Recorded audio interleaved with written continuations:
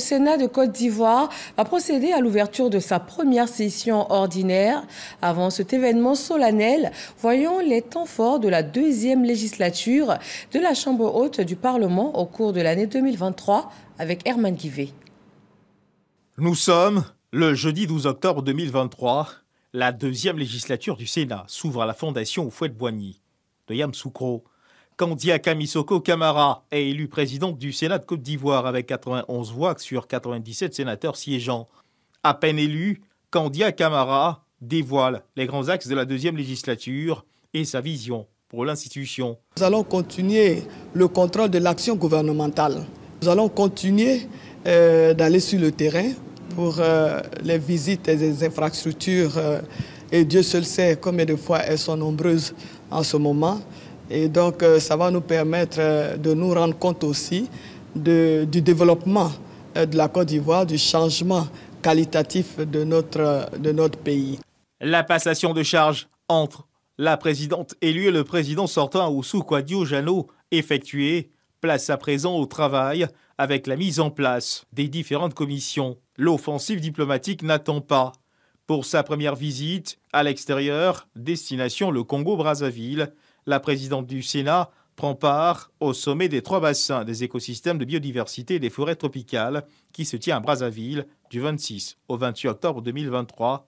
Elle y représente le chef de l'État, Alassane Ouattara.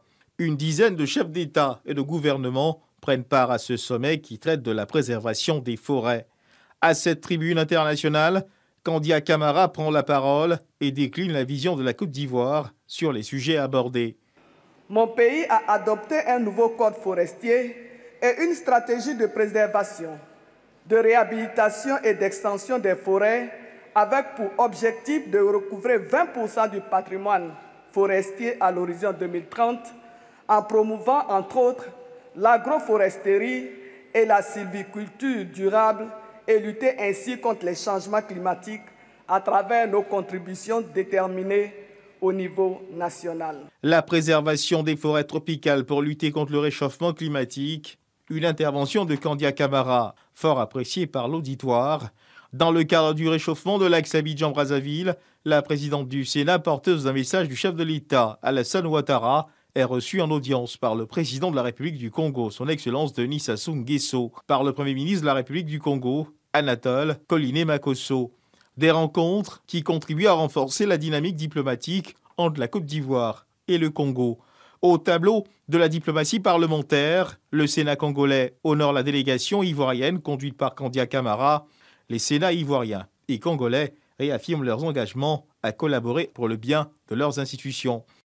La 45e conférence de l'Union parlementaire africaine s'est tenue à Abidjan, un événement organisé par l'Assemblée nationale en bonne coopération avec le Sénat de Côte d'Ivoire.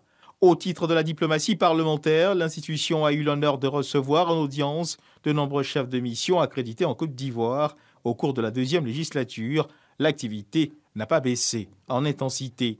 La plus récente des visites engagées dans ce sens reste l'audience accordée au président du Sénat du Burundi, son Excellence Emmanuel Sinzo Aguera. Les deux pays entendent multiplier leurs échanges pour le succès de leur collaboration à tous égards. Ayant promis de contribuer à l'amélioration des conditions de travail de ses pairs sénateurs, les 6 présidents des commissions que compte le Sénat reçoivent des véhicules de fonction pour les aider dans l'accomplissement de leur mission. Les commissions du Sénat sont au travail.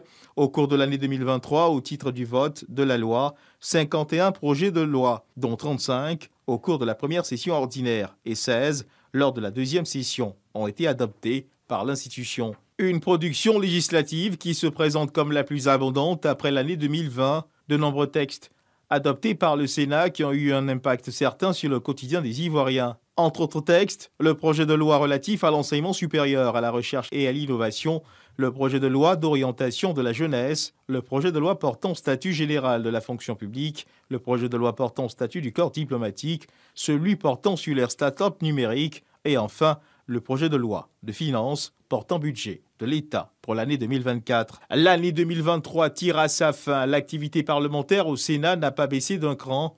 Le projet de loi de finances portant budget de l'État pour 2024 est soumis aux sénateurs, membres de la Commission des affaires économiques et financières du Sénat, Elle est adoptée à l'unanimité des sénateurs présents.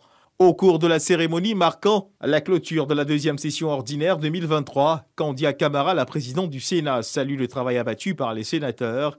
Des sénateurs heureux d'avoir accompli leur devoir. Nous avons reçu le rapport de la Cour des comptes sur le budget 2022.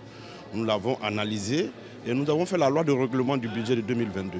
Ce qui nous permet de regarder ce que nous avons voté, est-ce que ça a été correctement mis en œuvre et qui nous permet enfin d'aborder le budget 2024. Donc nous suivons de très près les programmes, les missions, les objectifs et aussi les budgets alloués. Ce que nous recherchons, c'est le bien-être des communautés.